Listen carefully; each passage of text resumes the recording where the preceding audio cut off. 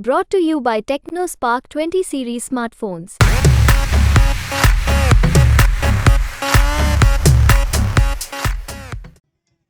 भारत माता की, भारत माता की, इनकलाब, इनकलाब, वंदे वंदे। मंच पे मौजूद कांग्रेस के अध्यक्ष खड़गे साहब, असली शिवसेना के अध्यक्ष उद्धव ठाकरे जी,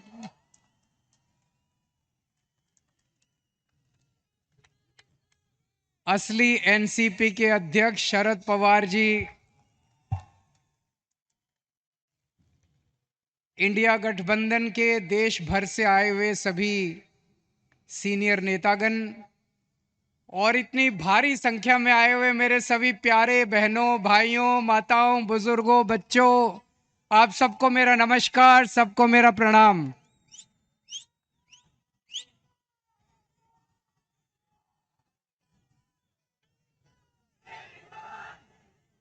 दोस्तों, आज आप लोगों के बीच में आके मुझे बहुत अच्छा लग रहा है।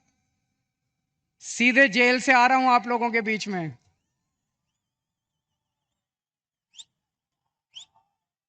जेल का जवाब, जेल का जवाब, दिल्ली से आया हूं झोली फैला के आपसे भीख मांगने के लिए। मेरे भारत को बचा लो, मेरे देश को बचा लो।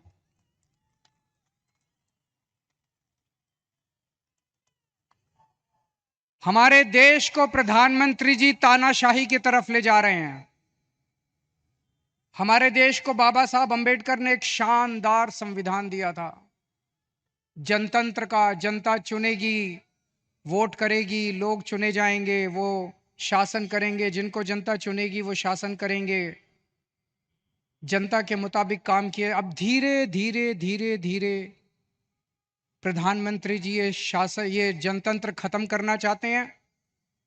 मेरा उदाहरण लीजिए, दिल्ली में हमें 2015 में दिल्ली में 70 सीट हैं, विधानसभा में 70 सीट हैं।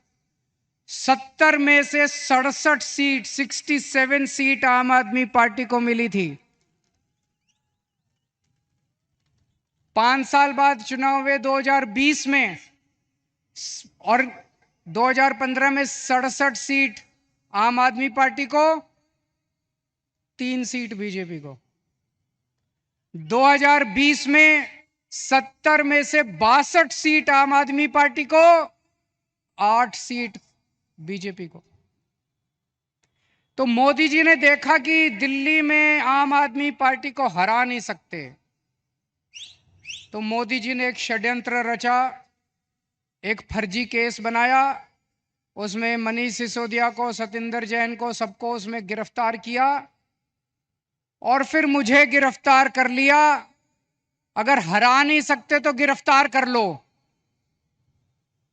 उन्हें लगा कि गिरफ्तार करेंगे तो केजरीवाल को इस्तीफा देना पड़ेगा, लेकिन केजरीवाल ने तय किया सरकार जेल से चलाएंगे।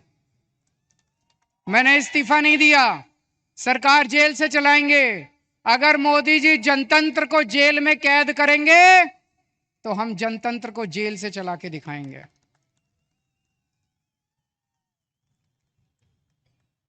मैं एक बहुत छोटा सा आदमी हूं। हमारी एक छोटी सी पार्टी है, 2 राज्यों में है, पंजाब में, दिल्ली में। मैं सोच रहा था मोदी जी ने मुझे गिरफ्तार क्यों किया। मेरे जैसे छोटे से, वो तो इतने बड़े आदमी हैं, इतना उनके पास साधन है, तमाम उनके पास रिसोर्सेज हैं, मुझे क्यों गिरफ्तार किया। मुझे गिरफ्तार किया क्योंकि दिल्ली के गरीब बच्चों के लिए मैंने अच्छी शिक्षा का इंतजाम किया। दिल्ली के गरीब बच्चों के लिए मैंने अच्छे सरकारी स्कूल बनाए, शानदार सरकारी स्कूल बनाए। मोदी जी नहीं चाहते कि गरीब बच्चों के लिए अच्छे स्कूल बनाए जाएं, वो इस काम को रोकना चाहते हैं, इसलिए उन्होंने मुझे गिरफ्तार किया। मैंने मान लो 500 स्कूल बनाए, मोदी जी, आपका बड़प्पन तो तब था आप 5,000 स्कूल बनाते, आप तो इतने बड़े आदमी हो, आप 5,000 स्कूल बनाते तब आपका बड़प्पन था। आपने केजरीवाल को गिरफ्तार करके स्कूलों का काम रोक दिया दिल्ली के अंदर। मुझे गिरफ्तार इसलिए किया क्योंकि दिल्ली में मैंने इतने सारे मोहल्ला क्लिनिक, गली गली में मोहल्ला क्लिनिक, अस्पताल बनाए शानदार, सबका इलाज मुफ्त कर दिया, दवाइयां, टेस्ट, सब कुछ मुफ्त कर दिया 2.5 करोड़ दिल्ली के लोगों के लिए। मोदी जी ये काम रोकना चाहते हैं, इसलिए मुझे गिरफ्तार किया। और विडंबना देखिए, दिल्ली के लोगों के लिए मैंने सारी दवाइयां मुफ्त कर दी, लेकिन जब मैं तिहाड़ जेल में गया 15 दिन तक मेरी दवाइयां बंद करवा दी मोदी जी ने तिहाड़ जेल के अंदर।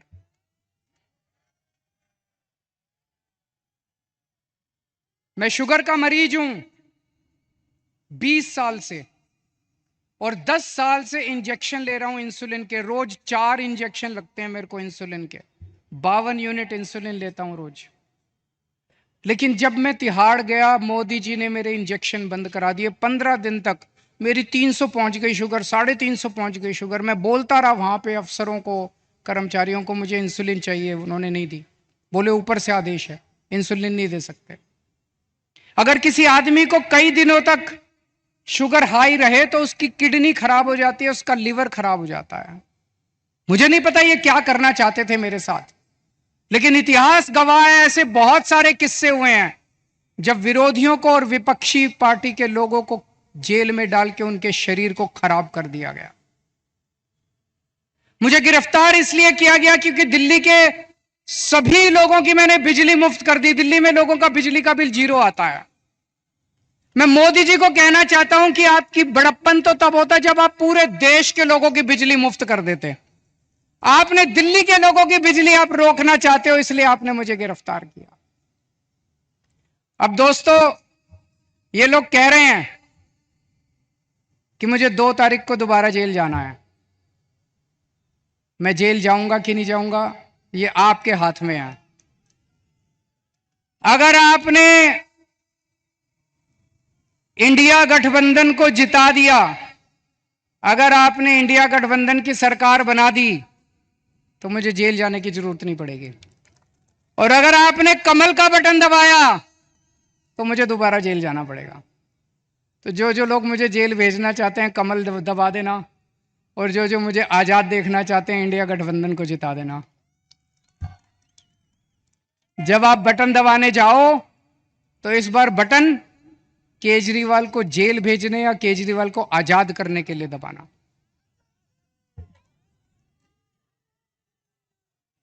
रशिया का नाम सुना है? Russia, Putin. पुतिन ने क्या किया, जितने विपक्षी नेता थे उनको सबको कैद करके जेल में डाल दिया या मरवा दिया, और फिर चुनाव करवाए। 87% वोट मिल गए, 87%। जब विपक्षी नहीं होगा, लड़ने वाले नहीं होंगे, सारे वोट आप ही को मिलेंगे। बांग्लादेश में भी अभी ऐसा हुआ, उसने सारे विपक्षी नेताओं को जेल में डाल दिया और शेख हसीना जीत गई। पाकिस्तान में भी यही हुआ, इमरान खान को जेल में डाल दिया, उसकी पार्टी छीन ली, उसका सिंबल छीन लिया, जीत गए। अब मोदी जी भी हमारे देश को पाकिस्तान और बांग्लादेश बनाना चाहते हैं। इंडिया गठबंधन भारत देश को दुनिया का नंबर 1 देश बनाना चाहता है। मोदी जी भारत को बांग्लादेश और पाकिस्तान बनाना चाहते हैं। तय आपको करना है कि आप भारत को किस तरफ ले जाना चाहते हो, बांग्लादेश और पाकिस्तान की तरफ, या दुनिया का नंबर 1 देश बनाना है। अब यही काम मोदी जी देश में कर रहे हैं, हमारे देश में, कि सारे विपक्ष को खत्म कर दो। उन्होंने मेरे को गिरफ्तार कर लिया, कांग्रेस का अकाउंट फ्रीज कर दिया। चुनाव के 1 महीना पहले उन्होंने कांग्रेस का अकाउंट फ्रीज कर दिया। अब हमारा अकाउंट फ्रीज करने जा रहे हैं। सुप्रीम कोर्ट के अंदर इनके वकील ने बोला है कि आम आदमी पार्टी का अकाउंट फ्रीज करेंगे।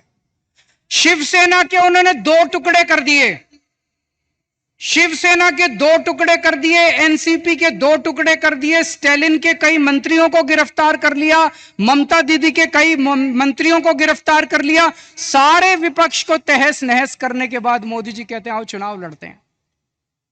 ये तो कायर लोग कहते हैं ऐसे। अरे मोदी जी दम में तो आंख में आंख डाल के छाती चौड़ी करके चुनाव की तरह लड़ो ना। सबके अकाउंट फ्रीज कर दिया, सबको जेल में डाल दिया। इस वक्त मोदी जी एक बड़े खतरनाक मिशन पे काम कर रहे हैं। बहुत खतरनाक मिशन है, आपको पता नहीं अंडरग्राउंड चल रहा है। उस मिशन का नाम है वन नेशन वन लीडर। इस देश में वो चाहते हैं मोदी जी एक ही नेता होना चाहिए। उसके लिए वो 2 लेवल पे काम कर रहे हैं। एक लेवल जितने विपक्ष के नेता हैं एक एक करके सबको जेल में डाल रहे हैं। कईयों को डाल दिया, और अगर वो जीत गए, भगवान ना करे वो जीते, अगर वो जीत गए, मैं आपको चैलेंज करता हूं अगले चुनाव तक ठाकरे साहब भी जेल में होंगे, खड़गे साहब भी जेल में होंगे, राहुल गांधी भी जेल में होंगे, प्रियंका भी जेल में होगी, केजरीवाल तो है ही जेल में, शरद पवार साहब भी जेल में होंगे, ममता जी भी जेल में होंगी, स्टालिन भी जेल में होंगे, पिनराई विजयन भी जेल में होंगे। तो एक उनके लेवल पे काम कर रहे हैं, विपक्ष को सबको जेल में डाल दो, जैसे पुतिन ने, शेख हसीना ने, जैसे पाकिस्तान वालों ने जेल में डाला। और दूसरे लेवल पे उनकी अपनी बीजेपी पार्टी में जितने नेता हैं सबको पैदल कर दिया, सबकी राजनीति खत्म कर दी। देवेंद्र फडणवीस को खत्म कर दिया उन्होंने, शिवराज सिंह चौहान को खत्म कर दिया, वसुंधरा राजे को खत्म कर दिया, डॉक्टर रमन सिंह को खत्म कर दिया, खट्टर साहब को खत्म कर दिया। एक ही बचा है, कौन है? अगला किसका नंबर है? अगला किसका नंबर है? सारा देश जानता है अगला नंबर योगी आदित्यनाथ का है। अगर ये जीत गए तो 2 महीने के अंदर योगी आदित्यनाथ को उत्तर प्रदेश के सीएम पद से हटा देंगे ये लोग। बड़ा खतरनाक, एक ही नेता बचेगा और वो भी बस वही राज करना चाहते हैं। लेकिन एक और चीज है, 2014 में जब मोदी जी प्रधानमंत्री बने थे, उन्होंने एक नियम बनाया बीजेपी के लिए कि जो नेता 75 साल का हो जाएगा बीजेपी में, उसको रिटायर करना पड़ेगा, उसको अपना पद छोड़ना पड़ेगा, उसको टिकट नहीं मिलेगी, और अगर वो किसी पद पे काम कर रहा है तो उसे इस्तीफा देना पड़ेगा। उस रूल के तहत उन्होंने सबसे पहले आडवाणी जी को रिटायर किया, फिर मुरली मनोहर को रिटायर किया, फिर उन्होंने सुमित्रा महाजन को रिटायर किया, फिर उन्होंने यशवंत सिन्हा को रिटायर किया और कई लोगों को रिटायर किया। साल 17 सितंबर को मोदी जी 75 साल के हो रहे हैं।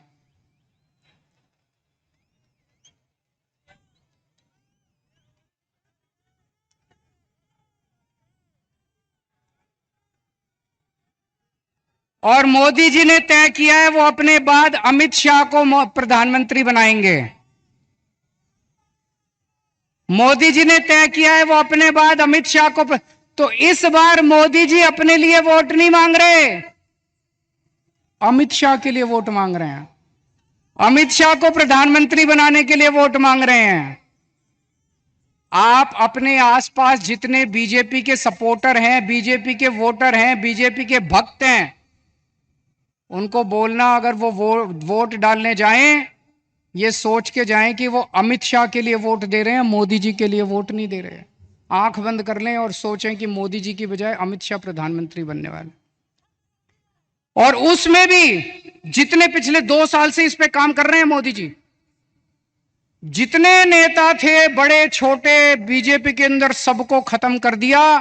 शिवराज सिंह चौहान को, वसुंधरा राजे को, डॉक्टर रमन सिंह, योगी आदित्यनाथ को 2 महीने में हटा देंगे ताकि रास्ता साफ हो जाए, अमित शाह बचे केवल। यह बात मैंने जेल से निकलने के अगले दिन प्रेस कॉन्फ्रेंस करके कही थी। जैसे ही मैंने कहा, सबसे पहले अमित शाह बोले नहीं नहीं मोदी जी रहेंगे हमारे 5 साल प्रधानमंत्री, मोदी जी रहेंगे। उसके बाद एक के बाद एक ही दिन में 24 घंटे में इतने नेताओं ने कहा मोदी जी रहेंगे प्रधानमंत्री, मोदी जी। मोदी जी ने नहीं कहा, मोदी जी देश के सामने कह दे कि वो रूल तो मैंने आडवाणी जी से छुटकारा पाने के लिए बनाया था, मैं तो रहूंगा। या तो मोदी जी कह दे भाई मैं तो रहूंगा, पर अप्लाई नहीं होता। ये तो मैंने एडवाइजरी जी की राजनीति खत्म करने के लिए बनाया था, उनको रास्ते से हटाने। लेकिन अभी तक मोदी जी नहीं बोले, इसका मतलब मोदी जी रिटायर करेंगे और यूपी के प्रधान मुख्यमंत्री को हटाया जाएगा। मैं देख रहा हूं महाराष्ट्र में इन दिनों कुछ ज्यादा ही चक्कर लगा रहे हैं मोदी जी। अभी थोड़े दिन पहले आए, इतनी गंदी गालियां देते हैं वो, प्रधानमंत्री को ये शोभा नहीं देता।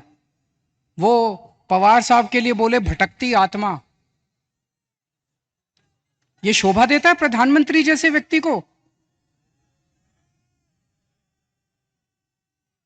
शरद पवार जी की इतने सीनियर नेता हैं देश के, आपकी उनसे वैचारिक भिन्नता हो सकती है, अलग अलग पार्टी में हो सकते हैं, लेकिन थोड़ी सी इज्जत तो रखिए।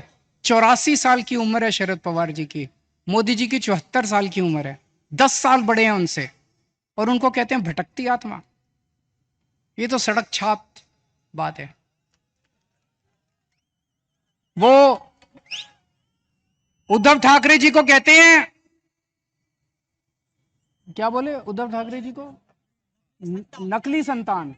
उद्धव ठाकरे जी को कहते हैं नकली संतान। ये कोई भाषा है प्रधानमंत्री की? इस तरह से बोलते हैं प्रधानमंत्री? ये शरद पवार की बेइज्जती नहीं है, ये उद्धव ठाकरे की बेइज्जती नहीं है, ये महाराष्ट्र के एक एक व्यक्ति की बेइज्जती है। इस बार जब वोट डालने जाओ तो ऐसा बटन दबाना कि महाराष्ट्र की इज्जत ऊंची हो और महाराष्ट्र की बेइज्जती का बदला लिया जाएगा।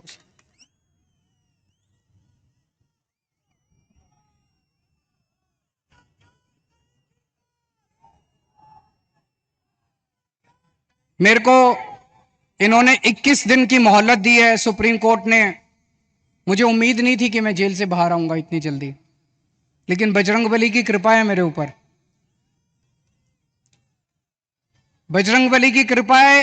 अचानक एक दिन मैं सेल में बैठा था, मेरा 25 नंबर सेल है, जेल नंबर, अब दोबारा जाना है मुझे, आप लोग मुझे चिट्ठी लिख सकते हैं जेल में।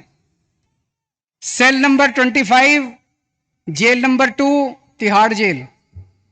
और मेरे सेल में 2-2 सीसीटीवी कैमरे लगा दिए मोदी जी ने, 2 सीसीटीवी कैमरे हैं, 24 घंटे मेरी मॉनिटरिंग होती है। 13 अफसर बिठा रखे हैं, एक एक अफसर के पास 2-2 टीवी स्क्रीन है जिसपे मैं कितने बजे उठता हूं, बाथरूम कितने बजे जाता हूं, कितनी देर टॉयलेट करता हूं, खाना खाता हूं, टीवी देखता हूं, किताब पढ़ता हूं, क्या करता हूं क्या नहीं करता।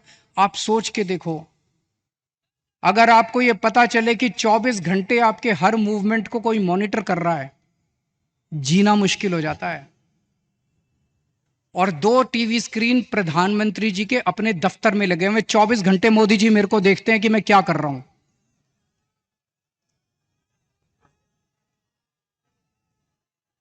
तो एक दिन मैं टीवी देख रहा था, अचानक मुझे पता चला कि सुप्रीम कोर्ट ने मेरे को बेल दे दी। मैं 21 दिन के लिए बाहर आ गया, मुझे बहुत खुशी हुई। उसी वजह से आज आप लोगों के बीच में आने का मौका मिला। लेकिन मैंने भी ठान लिया है, ये 21 दिन का एक एक सेकंड, एक एक क्षण, एक एक पल मैं देश को बचाने के लिए गुजारूंगा। 24 घंटे काम कर रहा हूं। कल सवेरे लखनऊ गया था, फिर पंजाब गया, आज सवेरे पंजाब में था, आज मैं अभी बॉम्बे आया हूं, अभी भिवंडी गया था, भिवंडी से बॉम्बे आया हूं, अब रात को दिल्ली निकलूंगा। उसके बाद झारखंड जाना है कल या परसों में। पूरे देश में घूम के मेरा एक ही लक्ष्य है, किस तरह से अपनी भारत माता को बचाना है, देश को बचाना है, तानाशाही से बचाना है। दोस्तों, मैं तो आज आपको एक ही चीज बोल के जाऊंगा, जैसा मैंने कहा, अगर इनकी सरकार आ गई तो ये ठाकरे साहब को भी, शरद पवार जी को भी, सबको जेल में डाल देंगे। तो जो करे उद्धव ठाकरे से प्यार, उसे करना होगा मोदी को इंकार। जो करे शरद पवार को प्यार, उसे करना होगा मोदी को इंकार। और अंत में मैं कहना चाहता हूं, इंडिया गठबंधन के यहां पे 3 पार्टनर्स हैं, शिवसेना, एनसीपी और कांग्रेस। मैंने एक वीडियो देखा, मैं बड़ा चिंतित हो गया वो वीडियो देख के सोशल मीडिया पे। एक व्यक्ति ने वोट दे के बाहर निकला, उससे मीडिया वाले ने पूछा किसको वोट दिया? बोला शरद पवार को। बोला कौन से निशान पे? बोला घड़ी के निशान पे। अभी बहुत कंफ्यूजन है लोगों में। इस कंफ्यूजन को दूर करना बहुत जरूरी है। लोग, मैं देख रहा हूं, बड़ी जबरदस्त तरीके से बीजेपी को नकार रहे हैं, लेकिन अगर गलत सिंबल पे वोट डल गया तो बड़ी मुश्किल हो जाएगी। आप सब लोगों की जिम्मेदारी है, जितने लोग आज यहां आए हैं, वापस जाके अपने अपने मोहल्ले में, अपने अपने गांव में, अपने अपने पड़ोस में बोल देना कि असली शिवसेना का सिंबल बदल गया है, असली शिवसेना का सिंबल ये है, मशाल है। ये बताना पड़ेगा सबको, बताना पड़ेगा सबको। और असली एनसीपी का सिंबल जो है वो अब घड़ी नहीं है, वो तुतारी बजाने वाला आदमी है। वो बताना पड़ेगा सबको, हम सबकी जिम्मेदारी है। पार्टी अपना काम कर रही है, लेकिन पार्टी के साथ साथ जनता की भी जिम्मेदारी है। और लास्ट में एक ही चीज कहूंगा, 4 तारीख को जब नतीजे आएंगे, मैं तब तक जेल जा चुका हूंगा, जेल से नतीजे देख रहा हूंगा। पिछली बार 48 में से 42 सीट एनडीए की आई थी, इस बार 48 में से 42 सीट इंडिया गठबंधन की आनी चाहिए। अगर 48 में से 42 सीट इंडिया गठबंधन की आई तो मुझे जेल के अंदर बड़ा सुकून मिलेगा। आप सब लोगों ने, इंडिया गठबंधन के सभी नेताओं ने, ठाकरे साहब ने, पवार साहब ने, खड़गे साहब ने आज मुझे यहाँ आमंत्रित किया, बोलने का मौका दिया, बहुत बहुत शुक्रिया। और इतने प्यार से आप सब लोगों ने सुना। आप लोग खुश रहें, स्वस्थ रखें, भगवान आपका खूब खुशियां दे। भारत माता की।